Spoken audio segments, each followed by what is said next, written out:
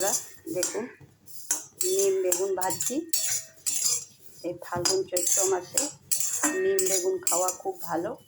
এই যে কচি কচি লাল লাল নিম পাতা বেরায়, সেগুলোকে ধুয়ে রেখেছিলাম কালকে, একটা ঝুড়ির মধ্যে রেখে দিয়েছিলাম। এটা জল ভরে গেছে পুরো। আর এটাকে দেখুন ভেজেছি, একদম মুচমুচে হয়ে গেছে। আর প্রথমে বেগুনগুলোকে আমি ভেজে নিয়েছিলাম। বেগুনগুলোকে প্রথমে ভেজে নিয়েছি ছোট ছোট করে নুন হলুদ দিয়ে। সেই তেলটার মধ্যেই আমি আবার নিম পাতাগুলো দিয়ে দিয়েছি। এটা খাওয়া খুবই উপকারী সবার জন্যই।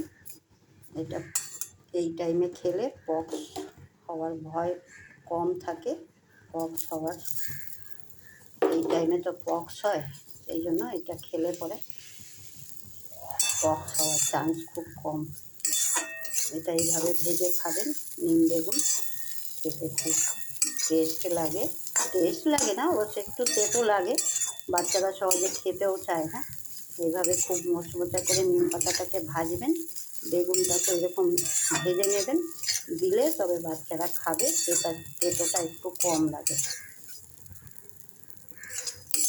এটা আমার ভাজা হয়ে গেছে, আমি নামিয়ে দেবো।